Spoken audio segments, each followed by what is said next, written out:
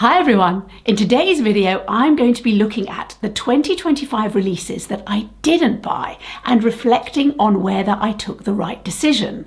And let's see if there's the makeup equivalent of the sweet nerdy boy at school who grew to be the hot billionaire with self-knowledge and high emotional intelligence and extremely high husband of the year energy. Watch on! 2025 saw some collections that frankly baffled me, only because they seemed like really blatant cash grabs. I'm not against making money, I'm really not. It just seemed that little bit too naked. There are three that I want to talk about. The first one actually is the weakest one for this argument, because actually I think it comes from a very, very good place.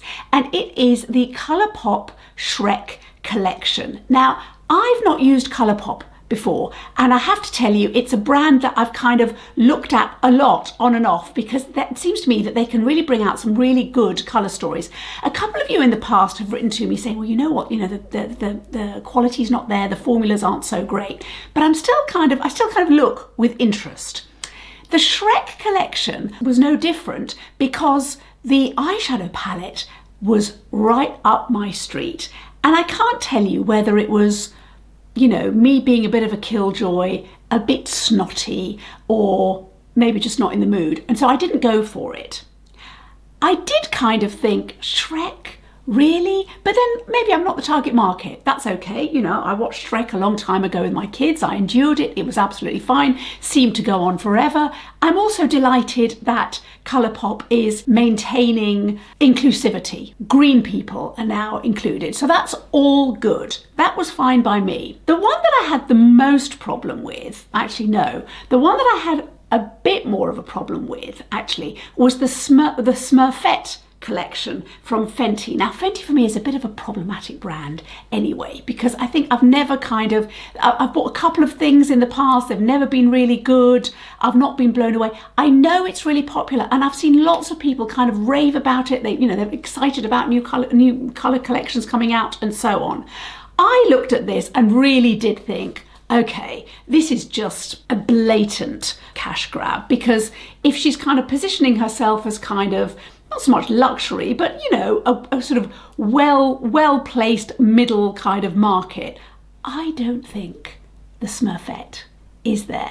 Now, I do realise that it's for the youngsters and they will want to buy a Fenty Smurfette Rhiannon whatever hair clip or shoelace or whatever it is. I understand that, but I do kind of feel that it's a bit odd that it's juxtaposed next to the main collection, which is, from what I can see, and certainly from what I can see, the response is actually quite a sophisticated, and there are, you know, good quality products that people, you know, really genuinely enjoy and so on. So to me, it just felt a little bit more on the sort of vulgar side, actually.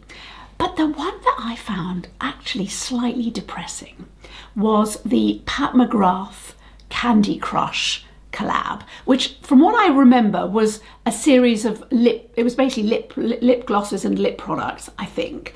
And I remember when I originally saw it sort of coming out on social media, I did find it a bit depressing. This is actually before, in fact it's well before the Louis Vuitton launch, although we knew it was coming, because it just seemed to me to be like the last gasp of a brand just kind of clinging on to something, and clinging on to, you know, Candy Crush, which frankly I associate with, you know, when I'm late and an Uber driver's waiting for me, that's what they're playing. So I just kind of think that's a bit depressing and just kind of, you know, just biding time kind of thing. I do appreciate it's a popular game, I do, and I'm not judging you for enjoying it. There's lots of things I enjoy that I think you wouldn't enjoy, and that's fine. I'm just saying that I just felt that it was not very Pat McGrath, it was not very high end, it was just a bit too commercial, but in the bad end, not the, you know, not the good end. I mean, mercifully, it was limited edition, so, you know, we could kind of forget about it. And I have to tell you, I've written it down. It was inspired by the Candy Crush bold colours. There were also 3 rings as pieces of jewellery, and I thought this was interesting when I sort of was looking at this, because we do know that the recent holiday collection also had things like gold hair clips and things like, wasn't there a wallet or something? Or there was some other kind of hardware that seemed a little bit bizarre, and again, a bit cash grabby, really. Just because you spray paint a hair clip gold, it doesn't mean it's Pat McGrath. But maybe, as I said, maybe I'm in a bit of denial about the sort of the kitsch and fun element, although I like kitsch and I'm not averse to a bit of fun. But anyway, but there were 3 rings. I found this really interesting because at the time I was not aware of this. There were 3 rings that were created, I think, for a couple of models and or one of her friends or 3 of her friends or something like that. And then in the end, I think they ended up being given as part of some kind of giveaway to people. And I looked up the firm that was sort of the collaboration was with, and it's actually a British firm based in Manchester called Basilique, which styles itself as hot jewellery for hot girls. Are you a hot girl? Are you? So, you know, this designer, it says here, wants his jewellery, to make us feel powerful. He wants us empowered. And here's the quote, "I want to make 1 million girls feel their best." And this irritated me because the one thing that does not make me feel empowered, even though I hate that word, but let's go for it for now, is somebody calling me a girl. I'm just saying, I know, yeah, I find this really aggravating. You know what empowers women? Let's go with women, you know? Free healthcare, free childcare, and not being shafted left and right. But, you know, who am I to judge? It does annoy me. Anyway, so my point is, the whole Candy Crush thing, for me, I don't regret it at all. I was baffled then, and now I kind of look at it and it's got a whiff of desperation about it. That's kind of what it feels like to me, empowered or not. Talk about a bandwagon. Anyway, on to the next one. Who doesn't love an Hourglass holiday palette? Turns out, me. Which is very strange because I'm a big Hourglass fan. I really am. And I love the whole concept of the palettes. But this year, for me, the artwork, while really lovely, and you know, I could see how beautiful it was, it didn't really ring every bell in my kind of makeup world, I suppose. There are big shoes to fill because my very first one was the leopard palette, and I still think that's absolutely beautiful, and you know, I get to feel I go on safari without risking malaria, that kind of thing. But I suppose this season they're just a little bit too farm animal-y for me. So I was kind of a bit perplexed because I did kind of think, well, I wonder why they chose those. And then I went down this sort of rabbit hole of thinking, okay, it's all kind of food, you know, in that horse, you know, a lot of the world eats horse, and, you know, a lot of dog food is horse meat, and deer, well, that's venison. You know, lots of places eat venison, including this country, and it's beloved of gastropubs, for example, and so on. And swan, if you're Henry VIII, you know, you eat a lot of swan. If you're one of his wives, you'd certainly eat well, possibly not for very long, given his, you know, his history, but you would, you know, you'd probably be eating a little bit of swan because that's quite fancy. And then I thought of the fox, and I thought, well, I don't really know anybody who would eat fox, and I looked it up. And this is interesting. Foxes are not generally eaten, except under duress, due to the tough texture and pungent taste. And that got me thinking, because we have a local fox that kind of pretty much lives in our garden. When I say fox, I mean the 4-legged with the bushy tail variety, not the, ooh, hello, not one of those foxes. But anyway, or is it? The point is, we have this fox, and every night he has a romantic moment, which isn't romantic at all. There are no candles, there's no Barry White, there's no dim lighting and maybe a romantic fire, that kind of thing, and maybe some liqueur.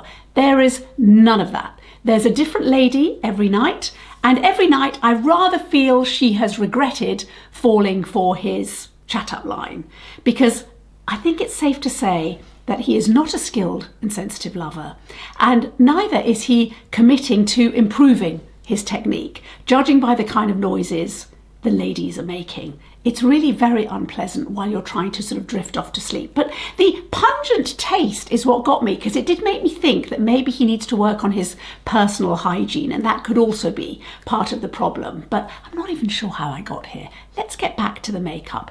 Here's the thing about the Hourglass palettes. I have bought, to date, 8 of them.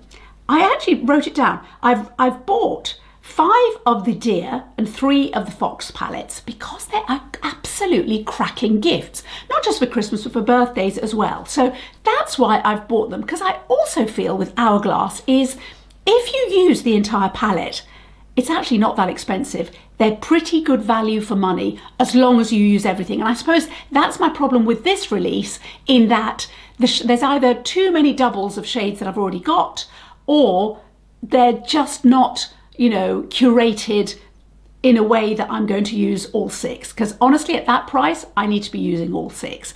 And once I do, as I do with my existing 2, I just think they're fantastic value for money. It's just that this time they weren't really for me, but I know they're really popular. So let me know if and which one, if you've bought one, and which one or 2 or however many you've bought, because I know they're very popular. I do want to hear what you particularly love. As a rule, I'm not really a massive fan of Hermes Beauty.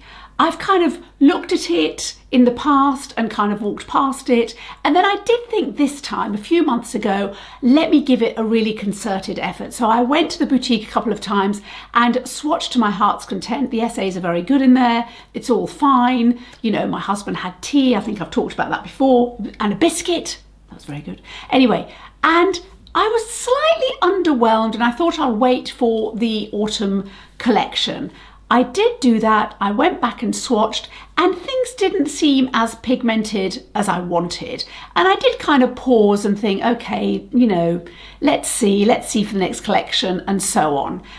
I did have that feeling that I often get actually with both Chanel and Dior, which is I'm not really the target market, and that's okay. I don't need to kind of put a square peg in a round hole, as it were. So, you know, if you've been on this channel before, you may also know that my husband's bank card suffered a murderous and vicious attack in the Hermes boutique in London. And so there is that resonance from, 30 years ago. Oh, I can bear a grudge better than anybody. Anyway, but then the Rocabar silk powder came out, and look at it. It is absolutely beautiful, isn't it? Now, I am not saying that it's ridiculously priced or any of that. I can see how beautiful it is. It is truly something to absolutely treasure and love and adore. That's not my beef. My beef is, I don't think I need to spend £100, I think it's £100, to be reminded that I'm not the target market. Because honestly, unless you're super fair or fair, this is not for you. It's certainly not for a medium tan person like me or anybody deeper. It really isn't. Now, to be fair, their marketing and their pictures, no. We've got one Asian young lady and one fair young lady, I think. That's fine. However, this is not even remotely targeting most of the market. It's not. It's a little section. And I suppose the bit that I really notice is if they wanted somebody like me or with a deeper skin tone to enjoy their products, you think they couldn't work it out? You think they couldn't do what most of the other brands do and kind of make it a little bit more inclusive? I mean, it is ridiculous. So I do kind of think, okay, it's not for me. Am I really going to look at next year's collection? Is there any point? I don't have to be that needy. So I do feel that. I do have that sort of internal dialogue, which possibly maybe makes me sound somewhat unhinged. But if I am unhinged, it doesn't mean I'm wrong. Yeah, it's true. You can be unhinged and right. Yeah, so there is that. Now, I did look it up because I did wonder what the attitude was of the creative director, one Grigoris Peripillis. And he says of Hermes and of the brand in general, here's the quote, "I like to think of it as a whole different world." Well, I think he is looking at it and from the point of view of a whole different world, because it's not the world I inhabit. Because in the world I inhabit, we have all sorts of skin shades, don't we? And we even allow for Shrek, who is green, and Smurfs, who are blue. In other words, fully inclusive. And that just annoys me. So I'm afraid that's why it's a no. The Prada Banana Yellow Lip Balm was a source of sadness for me, because here's the thing. I love a good lip balm. I'm willing to pay over the odds for it. I really am, just for the sheer fun of it. And I love yellow, but I hate banana. I really, really hate it. I got my hopes up because Prada described it as the lip balm frosting care. Now, I love frosting, particularly on a carrot cake. Wrong type of frosting. And I do love a lip balm, but it is the fact that it's banana. Now, I watched a few reviews and I think, who was it? I think it was Michelle who was sort of sniffing it and said, oh, it smelled very, very mildly of banana. So then I thought, well, maybe it's not that bad and I won't smell it. I went to Selfridges and it was stunning. Stunning, not in the stunning kind of influencer parlance, as in stunning, as in I felt that I'd been clubbed over the head and I was going to be knocked out cold, because to me, it was like 1,000 bananas being sort of hurled at me in a very small, hot room. The smell was just really overpowering to me. So it was with real sadness that I had to walk on by, and the display was lovely. Everything about it was lovely, but I'm afraid it's a no. I can only eat a banana under massive duress. In fact, I can't remember the last time that I was kind of forced to eat a banana. But if there's an apocalypse and there's only the banana trees survive, not that I've ever seen a banana tree in London, I mean in the outdoors, as it were, then I've probably had it really, haven't I? I'm not going to survive. When Lancome brought out their Supertint, I would have been interested just to try it, simply because tints aren't necessarily my thing, and so I am kind of constantly on the lookout for one that's actually going to be exciting, and I probably would have given it a go. I was put off, however, by the fact that the packaging, although the colouring was different, was the same as the Urban Decay Face Bond Luminizer that I was kind of seeing all over social media. And while I wouldn't necessarily have been giving the Urban Decay product a go, I did kind of think less of Lancome and L'Oreal, because I just kind of thought, try harder, come on, you just need better communications amongst your brands, and, you know, understanding that the Lancome customer is a little bit more sophisticated and will be able to tell, will understand that, you know, somebody couldn't be bothered really to do their job properly. So that was really a no. Then we had the Natasha Denona Hy-Sculpt Liquid Bronzer.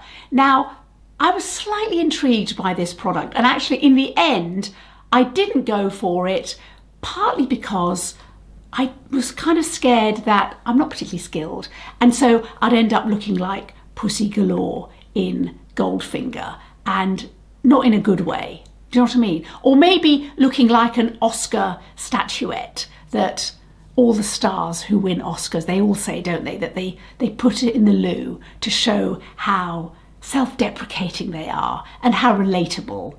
So yeah, and I've often thought, if I was ever invited to an Oscar winner's home, this has never happened to me, but it could happen. And if it does, obviously I will share it with you. I'll take my secret camera in. I would probably steal the Oscar, because I'd think, okay, you're so cool, it doesn't mean anything to you. I would just take it. I'd slip it into my handbag, and I'd probably put it, I was wondering about this, I'd probably put it outside my kitchen window, you know, maybe to give the young fox ladettes something to look at while they were not enjoying Mr. Fox, perhaps. Anyway, the third product that I want to talk about were the Fenty primers, and again, you know, it sort of confirmed my prejudice really in a way against the Fenty brand, and I know it's misplaced because I know it's really popular, so I'm not, you know, I'm not on my high horse, but I did kind of think pastel colours good, worms not good. It just didn't feel like an attractive product. It may well be a very good product, but I did kind of think, oh, it doesn't look very good. It looks a bit, yeah, just a bit wormery, not, you know, not very good. Or as if it's kind of piped in some way, you know, like an ice cream or something. And I know, I can see it's kind of, maybe it is meant to be a bit tongue-in-cheek and a bit light-hearted, but again, for me, it lacks that teeny tiny bit of sophistication. I know I'm not sophisticated, okay? But I want the brands to collude in my delusion that I am. Do you know what I mean? I kind of feel that's partly what I'm paying for. If you're enjoying the video so far, then do give me a thumbs up and do subscribe so that you don't miss future videos. You should know that all the links to what I'm wearing and so on, everything's down below. Now, do you remember the whole fuss and furore about Louis Vuitton's beauty range? That was several months ago. Now, the two products that I bought were both eyeshadows. So I bought the actual, you know, component with an eyeshadow, and then I bought a refill. One of those eyeshadows has turned out to be a real success. That's Dazzling Gaze. But I held off from buying any of the lipsticks, partly because when I was in one of the Louis Vuitton boutiques in London, on the day of the release actually, while I was swatching the lipsticks, and they did seem lovely in texture, and some of the shades were really lovely, I was a little bit underwhelmed by the packaging, by the component itself, just because it's black and gold, which I thought was a bit ho-hum, and really didn't compare well, actually, to, in my opinion anyway, to the eyeshadow compact. But be that as it may, I then discovered that Harrods in one of their beauty halls has a completely discreet Louis Vuitton beauty boutique, so only beauty, as well as some of the, you know, the small leather goods, but nothing else. So it's completely different, and it's sort of got lots of makeup artists who are incredibly helpful, and again, they just leave me to swatch and do whatever I like. So several times actually I tried on some lipstick colours and still couldn't quite take the plunge. I still was thinking pretty overpriced, given that I'm not completely crazy on the packaging. The one that I actually like is, like a lot of people have said this as well, is the lip balms, because that white and gold is particularly lovely. Anyway, I didn't pull the trigger. Here's why I still haven't taken the plunge, even though I did think the lipsticks would make really lovely gifts. I've actually bought a couple of the eyeshadows as gifts, but still not bought lipsticks as gifts. I'll tell you what happened. I went down the Guerlain Rouge G route of buying a couple of the cases and actually quite a few of the lipstick shades. And I have been so blown away. Now, this is not a new product, but I've been so blown away by the quality of the lipsticks. Now, all of mine are satin, so I haven't tried the mattes. I've been blown away by the case because it's great fun. I've had it engraved, well, the two that I've got, I've had engraved. Again, I have bought those as gifts, and they're almost half the price, actually, of the Louis Vuitton. So that's why I didn't go down the Louis Vuitton route. If there are more eyeshadows that come out, more colour stories, I will look. I don't know whether I'm really going to buy more. I mean, I had the other one, which was the blue one, the skies, and it's all right, it's not great. And the others that I've swatched, I've kind of been a little bit underwhelmed by, for the cost and for the, you know, the comparable kind of what else I can get similarly. So yeah, it's been a bit hit and miss, I suppose. But I am surprised that I haven't gone for the lipsticks. And it's really for a very good reason, in that Guerlain has satisfied every need, frankly. And the shades are so good, and they're bringing out more shades all the time. So that's why I didn't partake, even though, as I said, I was really very close indeed. Now, I should also say that in Harrods, they've given me the opportunity to try the shades myself, and I was less impressed with the formula than I thought I would be. Again, this is for the satins, not the mattes. Even though there are some lovely shades in the mattes, I didn't really want to go for that. I wanted satins. So that's kind of why. It has got me thinking, and I have wondered what other luxury brands have been looking at the Louis Vuitton success and thinking, actually, maybe we need to be thinking and going down that kind of route. I did wonder whether it would be, you know, is it going to be Toyota, you know, or is it going to be Patek Philippe, or, and I think there could be some legs in this, and this is pure speculation on my part, okay? This is what I think about when I should be doing something meaningful. I did wonder whether a brand like Tiffany's, which of course is now owned by LVMH, and they have made a huge success of it with the campaign, isn't it? Not my mother's brand, or not my mother's jewelry, or not my mother's pearls, or something. I did wonder whether they might be capitalizing or think about capitalizing on that. I did wonder about that because, yeah, Louis Vuitton has proven that there's very much a market for this high end. Let's see what else they bring out. The essays have said to me that there will be blushes and lip pencils to come, but let's see if there's more eyeshadows. Let's see, I'm very excited. Just, you know, something new to think about, but it's just that I don't really want to be paying those kinds of prices for lipsticks when Guerlain is giving me luxury that's still, you know, still at a decent price point and still in double digits.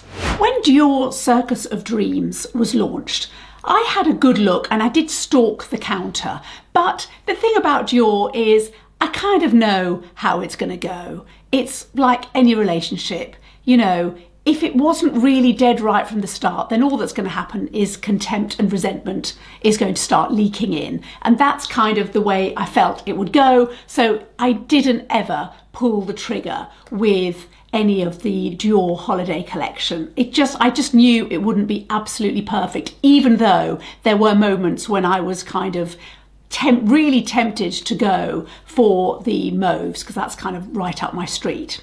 The Chanel Bouton range, which had come out, you know, sometime before, that sort of 4 quads, I did swatch them thoroughly and I was pretty disappointed actually that the pigmentation wasn't there. They looked beautiful, they looked luscious, but again, you know, just completely not justifiable for the cost and actually at any price really, because the pigmentation wasn't going to be there and wasn't going to show up for me. So I swatched them and, you know, I was disappointed, as I say. So then, and I suppose this is the bit where I turn into a romantic film that Netflix might describe as romantic, tender and heartfelt, you know, if you want to kind of know what category it's in. But then I ended up, you know, a bit disillusioned and wandering about the beauty counters looking for a quad to complete me. I think you know where this is going. And then I stumbled across a really wonderful collection in the most unlikely of places. This often happens in romantic films. You sort of find love where you least expect it. And in my case, it was in the Selfridges Beauty Hall. And I found Nuit Astrale, the Chanel quad. I flirted with it, Nuit Astrale flirted back, but the timing was wrong, as it often is in these cases. And I wasn't ready to fully commit.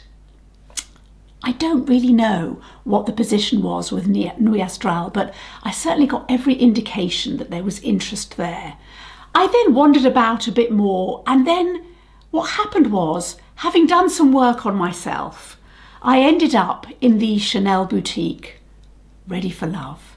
And Nuit Astrale and I formed the most wonderful alliance. And in fact, now I'm in the position to tell you that I'm enjoying and relishing the quiet ecstasy of a perfect union. I've often thought that Chanel quads are perceived in the makeup world as very reliable, high quality, you know what you're going to get, and that's really why they are sort of enduringly popular, in that they are a very kind of reliable, high quality choice. And even though I don't particularly always love them because of the pigmentation, as I've sort of mentioned before, I was kind of, you know, excited about the £9. And I was honestly convinced that at least one, if not two, if not all three, would be absolutely right up my street, because I like that kind of bright colour, metallic, you know, pigmentation, especially this time of year.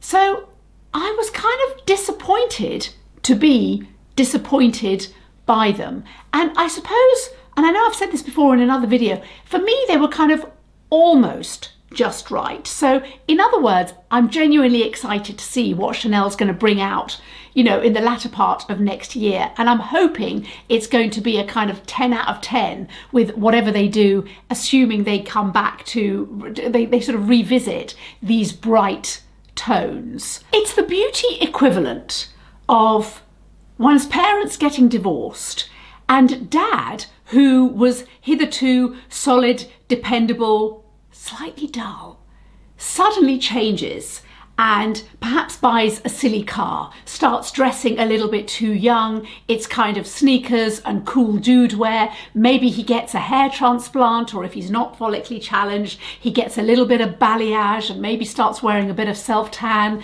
gets a piercing or two and maybe a kind of, you know, slightly embarrassing tattoo, that kind of thing. I suppose what I'm trying to say is I'm watching, or I have watched at least, Chanel's midlife crisis with interest. I suppose I want to get on the other side of it and hope that they get it dead right next time. I mean, unless they do the beauty equivalent of kind of going back to the family home, to mowing the lawn on a Saturday and living contentedly in the suburbs. And finally, when Natasha Denona came out with her two new palettes, one called Soft, one called Dramatic, of neutral, soft tones, very few shimmers. In Soft, there's only two shimmers. I think there are a few more in Dramatic, but it's still not one of those screaming loud metallic palettes. It's much more sort of soft shimmers that are very usable and just very much a kind of sculpting palette. And as she says, it's an extension of the mini soft sculpt, is it called? No, mini Hy-Sculpt palette, which regular viewers will know I'm a real fan of. So I didn't feel I needed an extended palette because this really scratches every itch. I use this virtually every single day in some capacity or another.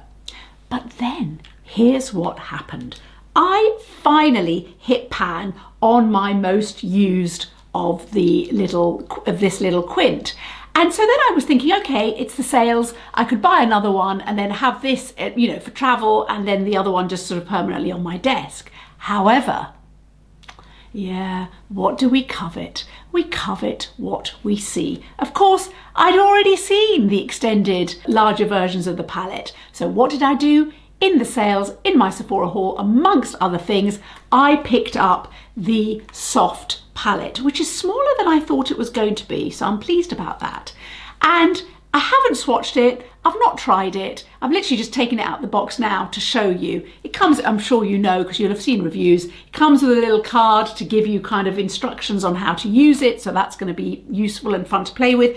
And the only shade that I have dipped my finger in to swatch is one of the two shimmers. So I've tried this one, which is absolutely lovely and so smooth. So I have bought this so that it sits on my desk here, and then I will use this for travel. I think it's pretty telling, isn't it, that of all the releases in 2025, as somebody who really, I mean, I love makeup, I'm happy to pay for it, and I'm happy to have multiples of different colour stories if they're going to give me pleasure. Why not? But I think it's telling that it's actually one of my favourite brands that I just kind of ended up not being able to keep away from. The Dramatic one is indeed too dark for me, otherwise I would have bought it as well. But I am still holding out for a new midi palette. I'm not even that bothered what the colour story is. I want the excitement. Although I'd quite like something that was another pinky peachy or an extended gloom palette or anything at all. I'm always delighted with Natasha Denona. So that's pretty much my roundup of things I didn't buy from 2025. But I want to know what you think. Is there something that you think got away and now you think, oh, it was limited edition, I wish I'd gone for it? Or is there something that, or any of the ones that perhaps that I've discussed, that you think, yeah, that's right, I didn't want them and I'm really glad I didn't get them? Or maybe you got them and you were disappointed, or maybe you got them and you're absolutely delighted and I'm completely wrong. Because, you know, It could be that I missed out on that Shrek palette. Actually, that Shrek palette I thought looked like an awful lot of fun. I really do think that. I really do. Let me know. I love chatting with you in the comments down below. Do give me a thumbs up. Do subscribe if you haven't already. And I will see you in the next video. Bye.